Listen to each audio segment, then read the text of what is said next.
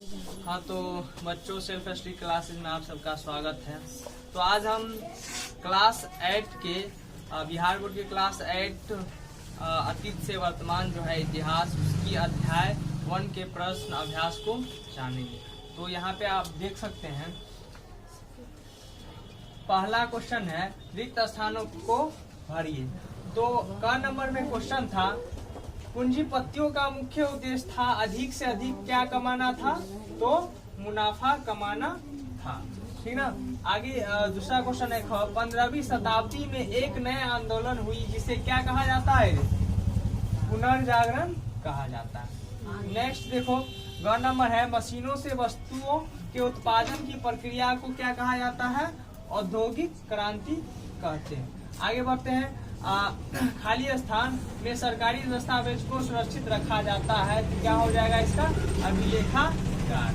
18 number question है समय के साथ देश और राज्य की यानी डैश सीमाओं में परिवर्तन होते रहते हैं तो वो क्या हो जाता है, भौगोलिक सीमाएं। जैसा कि हमने देखा कि किस प्रकार बिहार जो है और बिहार जो है बांग्लादेश से अलग होके किस प्रकार उसके सीमा में परिवर्तन होते रहता है। आगे बढ़ते हैं सही और गलत को बताइए। क नंबर क्वेश्चन है वैज्ञानिक पद्धति का अर्थ है प्रश्न प्रस्तुत कर प्रयोग द्वारा ज्ञान प्राप्त करना। तो ये क्या हो जाएगा मेरा, बिल्कुल सही हो जाएगा क्योंकि विज्ञान जो है निष्कर्ष पे किसी निष्कर्ष पे आकर ही कोई रिजल्ट मिलता है। ख नंबर क्वेश्चन है अंग्रेज इतिहासकार जेम्स मिल का भारतीय इतिहास का धर्म के आधार पर बांटना उचित था। ये क्या हो जाएगा, सरासरी गलत हो जाएगा क्योंकि जेम्स मिल ने इतिहास को 3 भागों में बांटा था, वो भी धर्म के आधार पर, हिंदू, मुस्लिम और तीसरा ब्रिटिश, जो क्या है सरासरी गलत है क्योंकि सभी समय में सभी धर्म के लोग निवास करते आए हैं।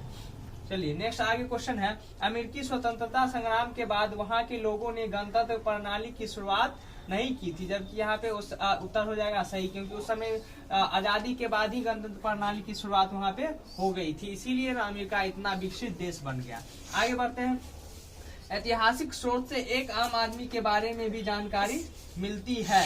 नहीं, ये तो गलत हो जाएगा क्योंकि किसी आम आदमी के बारे में थोड़ी हम जानकारी प्राप्त कर सकते हैं। जो प्रसिद्ध व्यक्ति होता है, जिन्होंने कुछ अच्छा किया होता है, उसी के बारे में इतिहास में जानकारी मिल सकती है। चलिए आगे बढ़ते हैं। 18 में आजादी के पहले हमारे देश की भौगोलिक सीमा थी, आजादी के बाद वही रह गई। नहीं, हरदम क्या होता है, भौगोलिक सीमा में चेंजेस आते रहते हैं हर वक्त समय के साथ। आगे बढ़ते हैं मध्यकाल और आधुनिक काल के ऐतिहासिक स्रोतों में आप क्या फर्क पाते हैं, उदाहरण सहित लिखिए। तो गौर से देखिए और क्वेश्चन समझने का प्रयास कीजिए। मध्यकाल और आधुनिक काल के ऐतिहासिक स्रोतों में निम्नलिखित बहुत फर्क देखने को मिलता है। सबसे पहले हम मध्यकाल के ऐतिहासिक स्रोत की बात करेंगे तो उत्तर देखिए आप, मध्यकाल में जैसे अभिलेख, पत्थर, चट्टान, तामपत्री, पांडुलिपि जैसी स्रोत देखने को मिलता था, जबकि यहाँ पे आधुनिक काल के ऐतिहासिक स्रोत की बात की जाए तो इसमें छपाई तकनीक के माध्यम से सरकारी विभाग की कार्रवाई दस्तावेज की कई प्रतियां बनाई जाने लगी, अर्थात अधिक से अधिक स्रोत आधुनिक युग में देखने को मिला। तो इस प्रकार से अब हम जो है दूसरा क्वेश्चन की ओर बढ़ेंगे।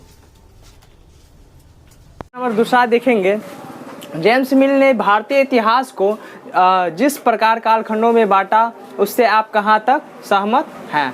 तो देखिए हम यहाँ पे उत्तर लिखे हैं जेम्स मिल ने भारतीय इतिहास को धर्म के आधार पर 3 भागों में बांटा था, हिंदू, मुस्लिम और ब्रिटिश, जिससे हम पूरी तरह सहमत नहीं है क्योंकि सभी काल और सभी धर्म में भारत में क्या हुए हैं, विभिन्न धर्मों के लोग भारत में निवास करते आए हैं, इसलिए धर्म के आधार पर भारतीय इतिहास को बांटना क्या है, सही नहीं है।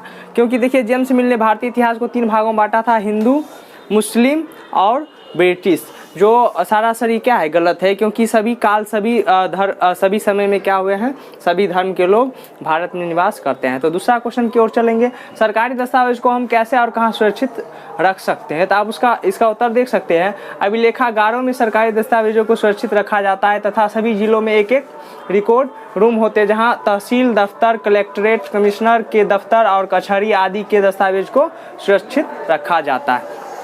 चलिए नेक्स्ट क्वेश्चन की ओर चलते हैं। तीसरा क्वेश्चन है, यूरोप में हुए परिवर्तन किस प्रकार आधुनिक काल के निर्माण में सहायक हुए। तो इसका उत्तर देखिए, यानी कि पुनर्जागरण के काल से यूरोप में क्या हुए, बहुत सारे परिवर्तन देखने को मिले। क्योंकि देखो पुनर्जागरण के बाद ही क्या हुआ था कि नए नए देशों का खोज हुआ यूरोप के व्यापारियों के द्वारा।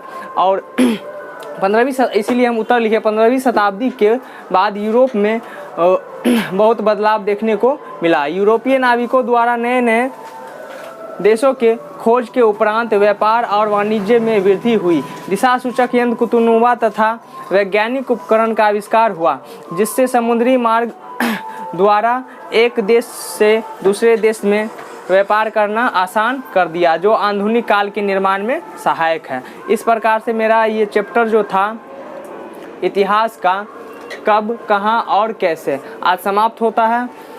तो यदि आपको वीडियो से कुछ सीख मिलती है तो प्लीज़ वीडियो को लाइक करें।